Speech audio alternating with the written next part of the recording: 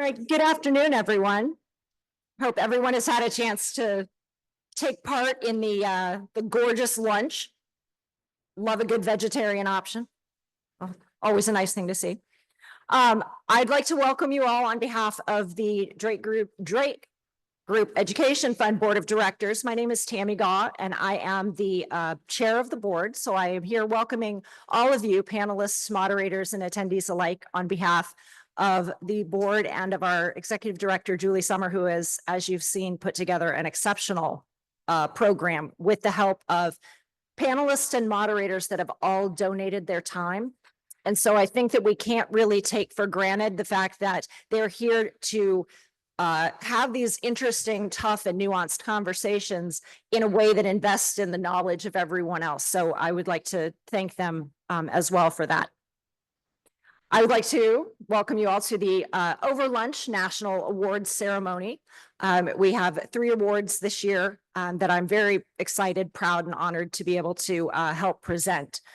At the Drake Group Education Fund, we believe that college sport contributes to a vibrant college campus and provides opportunities for students and alumni to remain involved.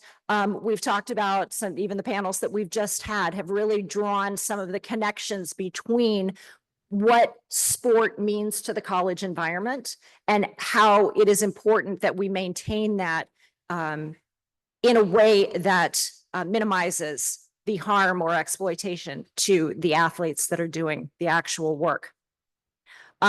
The key is that we make sure our athletes receive a great education, however that looks. It doesn't have to be, I'm really liking the meaningful degree conversation. We need that they get a meaningful education. And it's time to start looking at ways that different ways that looks and how we can go ahead and move forward in this changing landscape. The award recipients that we honor today have played significant leadership roles on matters such as advancing gender equity, educating the public about how to better publicize and promote women's sports, and also exposing the unfortunate underside of college sports and athletic programs. 50 years following the passage of regulations restoring gender or putting in force gender equity in college sports, we know that it's still not being enforced and is under attack. Title IX is being attacked, education in general and access to education is under attack. So each year, college women are being shortchanged over $1 billion in athletics, financial aid, and 250,000 participation opportunities. It's reported that over 92% of institutions with athletic programs are not compliant with Title IX, and we've heard some of our panelists already talk about what that looks like in practice. So we're going to begin with the 2025 National Public Service Award. And this award recognizes 2 members this year of the U.S. House of Representatives and reminds us that advancing issues in college sports is not only about passing legislation. Congressional committees perform important oversight functions. They make sure that the laws that are passed are enforced. And Congressman Scott and Congresswoman Bonamici, both ranking members of the House Committee on Education and Workforce, were very much aware of the data that we cited just now about the opportunities that are being denied or not enforced for women around Title IX. They requested that the United States Government Accountability Office conduct an audit of the Department of Education Office for Civil Rights, Title IX athletic enforcement activities. Obviously, an audit is something that we need to be very focused on right now, and the idea of maintaining oversight of these programs. And in April 2024, in the GAO report that entitled College Athletics Education Should Improve Its Title IX Enforcement Efforts, that was released in April of 2024. Representatives Scott and Bonamici ignited the government audit, the only one since the passage of Title IX, and the issue of the OCR Title IX athletics regulations. Numerous deficiencies were revealed, and significant recommendations related to improving OCR Title IX athletics performance were advanced. Both Congress people have meetings on the Hill and could not join us, but their awards were presented yesterday and they have prepared acceptance remarks. So I'd like first to hear from our first award winner, the Honorable Robert C. Scott, representing the 3rd District of Virginia. I believe we have his video.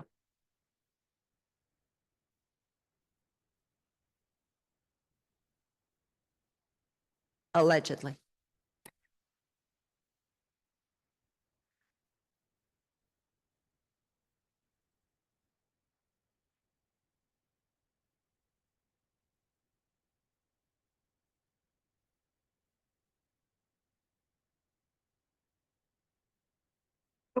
Congressman Bobby Scott of Virginia's 3rd Congressional District, and I serve as the top Democrat on the Education and Workforce Committee.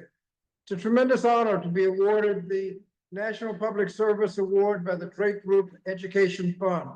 I'm especially pleased to be recognized alongside my colleague, Congresswoman Suzanne Bonamici, who serves as the ranking member of the K-12 subcommittee and pushed for stronger enforcement of Title IX and gender equity in athletics. Ms. Bonamici and I requested the Nonpartisan Government Accountability Office, the GAO, conduct an audit of the Department of Education's Title IX enforcement activities. And the findings, which were released last April, brought some troubling realities to light. Unfortunately, many athletic programs still do not provide women with equal opportunities in sports, despite the passage of Title IX nearly 50 years ago. While these findings are concerning, they also remind us that there's still much that needs to be done to ensure that every student athlete, regardless of gender, has equal access to opportunities to compete, thrive, and succeed.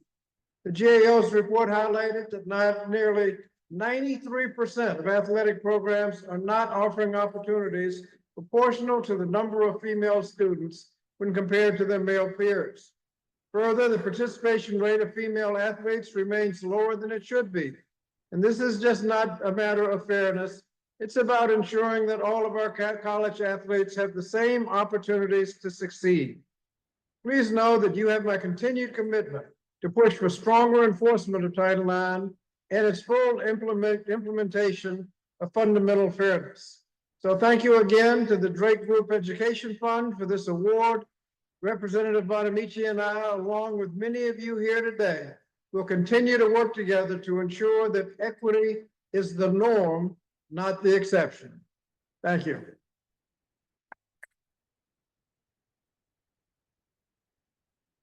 And hello, everyone. I'm Suzanne Bonamici, and I represent Oregon's 1st Congressional District. It's an honor to join my Education Committee ranking member, Bobby Scott. And I'm especially honored to be with you because it was Congresswoman Edith Green from my home state of Oregon who led the passage of the Higher Education Act and, importantly, Title IX. Title IX sets a basic standard of equal opportunity that, unfortunately, too many schools have failed to meet. We requested a report from the GAO, and it shows that although women enroll in college at a higher rate than men, they consistently participate in college athletics at a lower rate than men. This reflects the persistent disparity in investment that we see between men's and women's teams across collegiate sports. Title IX passed more than 50 years ago, but it's clear there's more work to be done to fulfill the promise of that landmark legislation. So I will do all I can to protect Title IX rights, which are the civil rights of students. I'm collating the Fair Play for Women Act with Representative Adams and others to close the gaps and to live up to the promise of Title IX. We're grateful for your support of this legislation. So I'm an optimist, and I know we should also recognize the significant progress we've made. Women's sports have never been bigger. We've had breakout stars drawing a record number of viewers and fans. That wouldn't be possible without Title IX opening the doors of opportunity for millions of students and the advocacy of organizations like the Drake Group. So I'll continue to work with Ranking Member Scott and other colleagues to advance the policies and resources needed for every student to have a meaningful opportunity to participate in sports, regardless of their sex, race, or gender identification. So thank you so much for this award.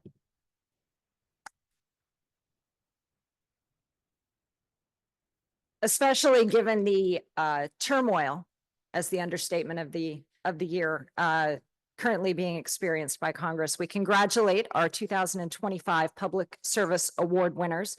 We thank them for their support and oversight of Title IX enforcement and express our appreciation for their persistence and their long-term service to the country. Let's give them one more round of applause.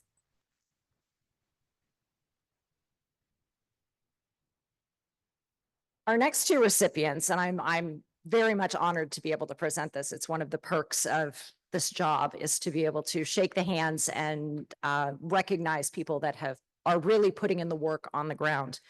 And our Making a Difference Award this year is going to two women who are recognized for their extraordinary efforts over the last 2 years to amplify the public's interest in and demonstrate the public's support of women's college ice hockey. When the Women's Beanpot Championship, one of Boston's biggest college hockey tournaments, was set to be played at TD Garden for the first time, Women X championed the effort to build excitement and drive attendance. And the result was a record-breaking 10,633 attendees in its first year and 13,279 in its second year. Again, everybody watches women's sports. Shattered the previous high of 1,700. So it shattered it by quite some measure and marked a new era for college hockey and women's sports in Boston. And that's just one of many projects designed by the two leaders and founders of Women X, an organization that empowers women through education and reimagines higher education to ensure that women have access to women-centered education and community to realize their full potential. Over 130 HER9 Women X fellowships have been awarded to outstanding women student leaders who then receive a Title IX education and leadership training. And that enables them to work and network and make a difference on their own college campuses and within their communities. So please join me in welcoming to the podium and congratulating the 2025 Making a Difference Award recipients. A true honor to present this to the co-founders of Women X, Mary Chiampa and Tiffany Bullock.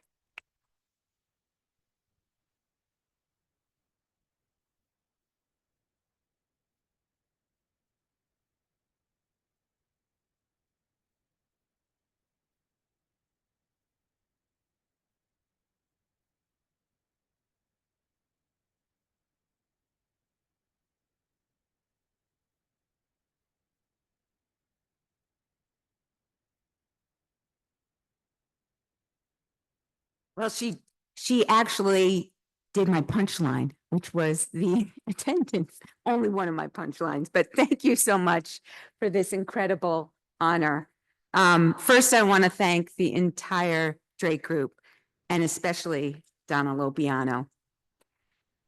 You have been a driving force for our work in athletics.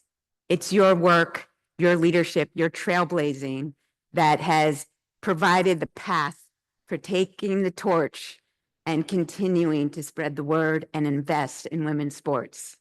So thank you so much.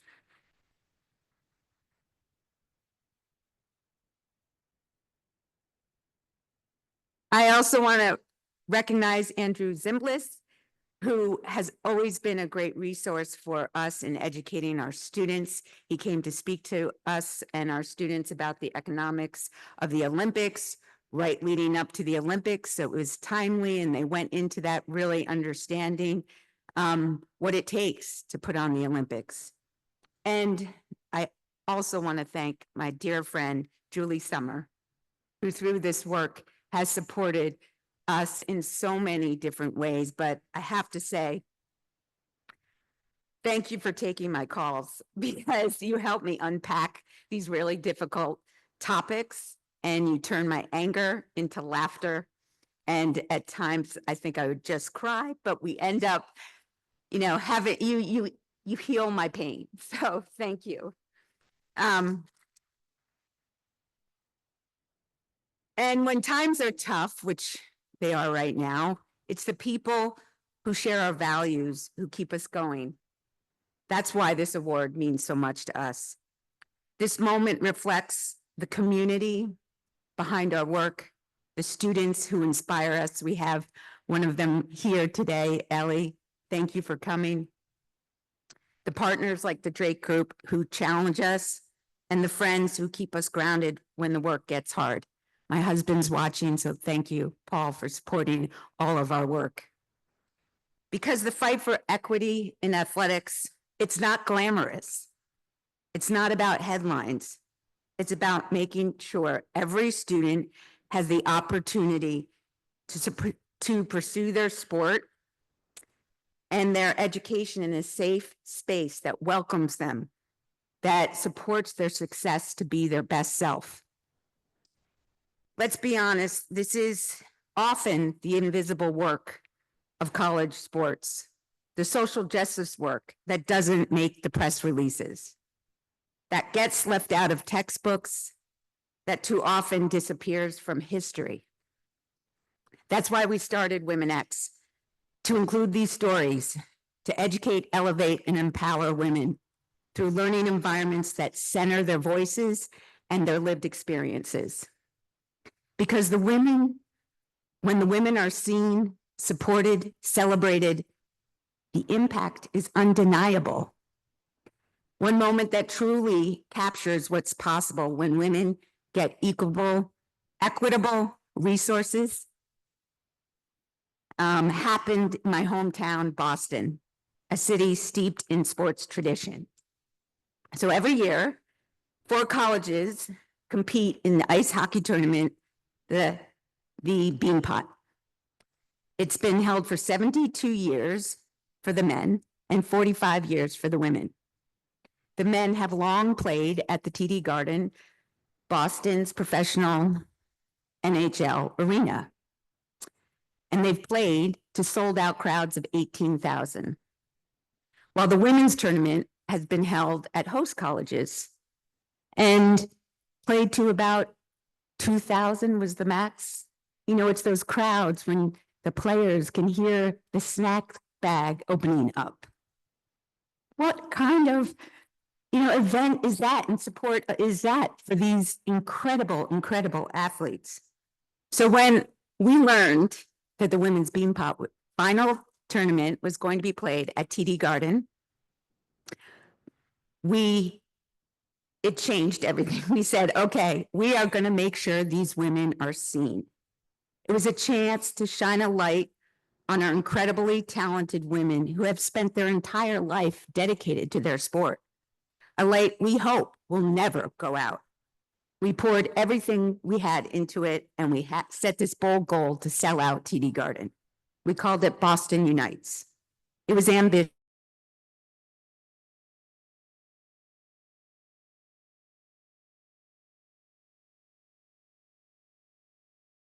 Going to show up. It's a waste of time and money. But we believed that if people showed up, if they witnessed the talent on the ice, the skill of the game, the fierce competition, it is one of the best competitions in Boston, there would be no turning back.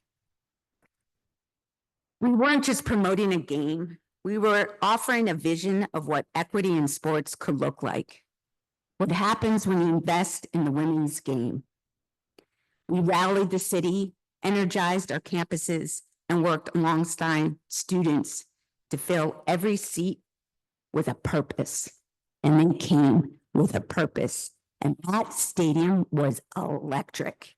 I know you were there. And Boston showed up. Boston united for our women athletes from 2,300 to over 16,000 in 2025. Take that in, 16,000. This wasn't just a hockey tournament. This is a new chapter, a chapter that is going in the history books. We didn't set out to become experts in sports equity, but the work found us. And with every step, it becomes clearer how urgent, how necessary, and how personal this work really is. Because equity matters. The Beanpot was one moment, one symbol of what's possible when we invest in women's sports, when we give them the stage, the support, and the visibility they deserve.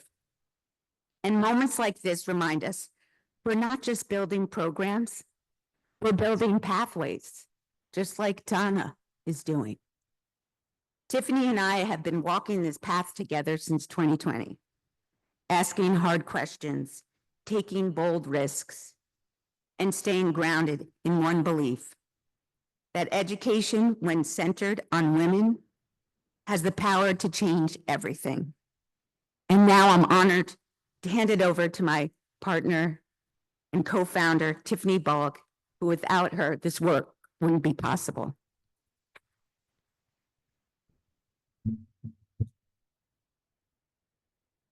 Thank you, Mary.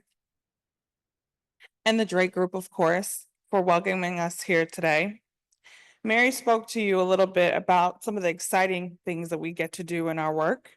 I want to expound on some things that have been less exciting, this tough entrepreneurial journey and our journey to our Title IX Inspired Fellowship. Our mission at WomenX is to educate, elevate, and empower women. We strive to uplift women of all ages through education. Our charge is both narrowly specific and all-encompassing. Some might even say overwhelming.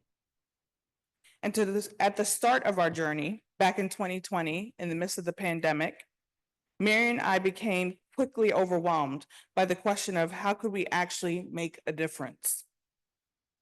How can we propel everyone in society, toward a world where gender equity is the norm and realized in our generation and lifetime? Which of our efforts would yield the greatest impact? I've been in the nonprofit space for over 10 years of my career, and that is the constant question. Not is there enough to do, but what can I actually do? After a series of serendipitous events and some risk-taking, we arrived at where we are today.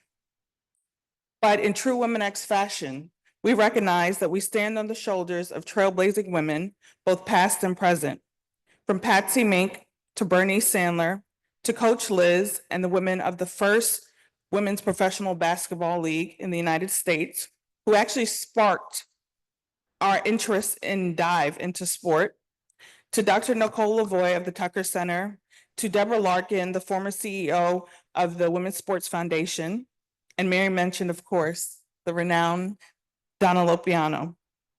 We want to thank those women because those are the women upon whose shoulders we stand. We also want to thank each and every WomenX supporter and donor who continue to pour into our fellowship and give their time and resources. Today, we look up proudly and we can say that we've touched 140 plus fellows, women leaders on campuses across the United States, on 40 different campuses, in fact, including this one, over 6 semesters. And about 50% of our fellows are college athletes. We have found our niche, or rather, I think it's found us, Mary, making the work that we need to do abundantly clear. We are living manifestations of a quote that I love by Mother Teresa. I alone cannot change the world, but I can cast a stone across the water to create many ripples. Our students are the stones, and through them, we cast ripples of equity across campuses and communities near and far. This work has humbled us, both with its reach and impact. To close, both Mary and I accept this award with full hearts and renewed fervor for our work, not just on our behalf, but on behalf of our students, past and present, who gift us each day the opportunity to make the world a better place. One student leader at a time, one class at a time. They are the difference we hope to make in this world. Thank you.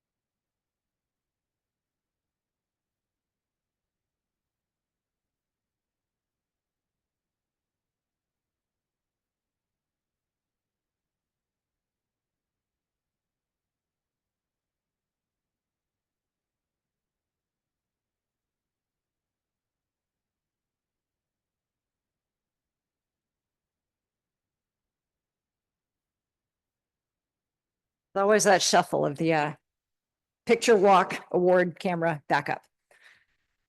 So this is an award that I really enjoy that we're able to do because again, it's investing in the next generation of young people doing the work. We present a $1,000 prize recognizing the video, print, or multimedia work of graduate or undergraduate college student journalists for investigative reporting on issues around intercollegiate athletics. I'd like to thank our judging team, Mark Hyman, who's the director of the Shirley Povich Center at the University of Maryland, Jesse Doherty of the Washington Post, Mirren Fader of the Ringer, Lisa Bell Wilson of the New York Times Athletic, and Nayla Jean Myers of the Minnesota Star Tribune for their excellent work and support of this program and for vetting some of the really talented and exceptional young investigative reporters. The 2025 prize goes to a team of 3 student journalists for the Daily Pennsylvanian at the University of Pennsylvania. These authors dug for the facts behind I Don't Feel Safe, Penn State track and field program accused of sexual harassment and mistreatment. They were impressive in accessing critical documents and getting their sources to go on the record, which anyone in the media knows is not the easiest thing to do, regardless of how long you've been in the business. It was a sensitive story, and they delivered a compelling story without embellishing the facts. One of the judges commented, "I honestly thought I was reading a professional ESPN investigative story." Their complete article appears online. Your QR code will access it to be able to read it. Representing the team of Walker Carnathan, Vivian Yao, and Sean McKeown, please welcome to the stage Sean McKeown, representing the team and receiving our 2025 Journalism Prize.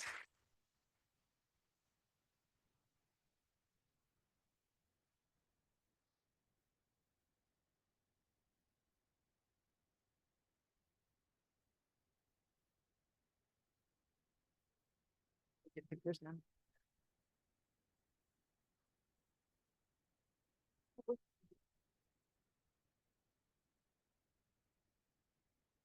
Hi, everyone. I warn you in advance, I am the worst public speaker I know. I've been sweating bullets all day, so just a tad bit of a warning. I'd like to thank everyone involved in the Drake Foundation Group for awarding myself, my colleagues, Walker Carnathan and Vivian Yao this award.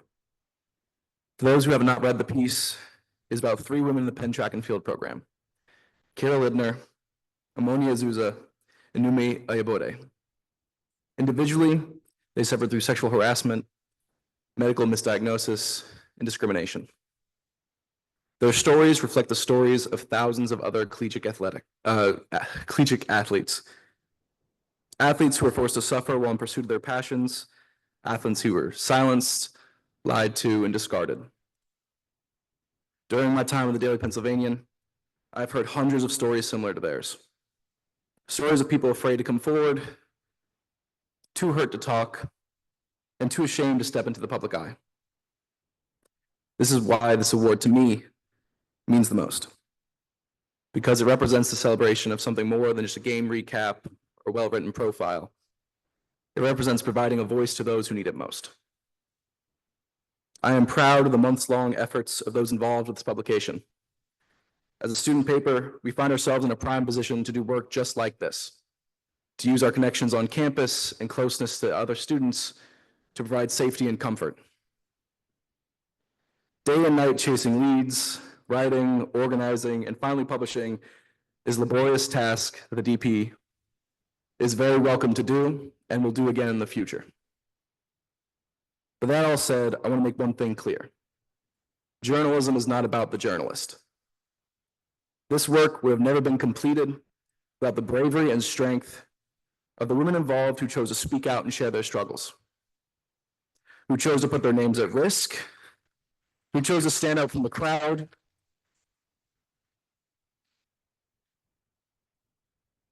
just for a chance that this maybe not happen to another woman in their position.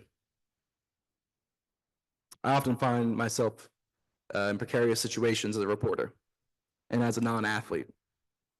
I find myself writing about struggles I will never fully comprehend. That is why when I step down from this stage today, I hope to leave you with one central message regarding investigative work for student athlete safety. Have compassion. I have built a career by being open to listening to things I really don't understand, things I'll never experience, and things that are hard to listen to. By working my hardest to protect the athletes I cover, by stepping out of my way, not just for views and clicks, but to humanize and properly show the truth behind athletes' lives. The day journalists stop commodifying our student athletes is the day we can move towards progressing athlete safety across the country.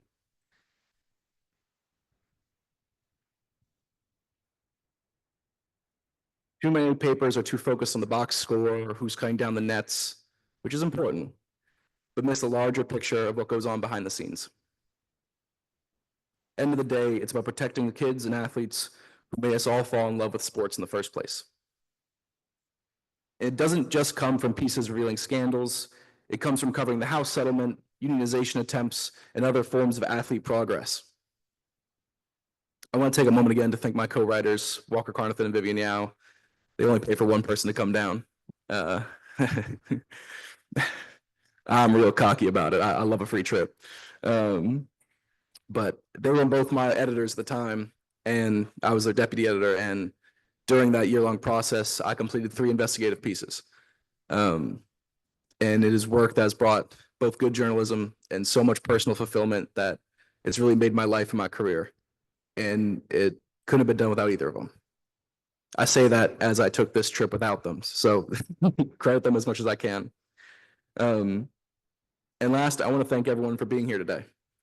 I really do mean it when looking back on this award and the concept of celebrating student athlete safety and celebrating the progress of, students across the nation.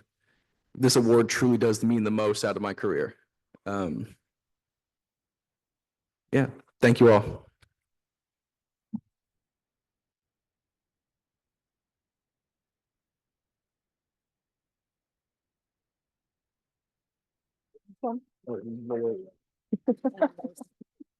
Somehow figure out how to put Oh, this will be. exactly. Gotcha.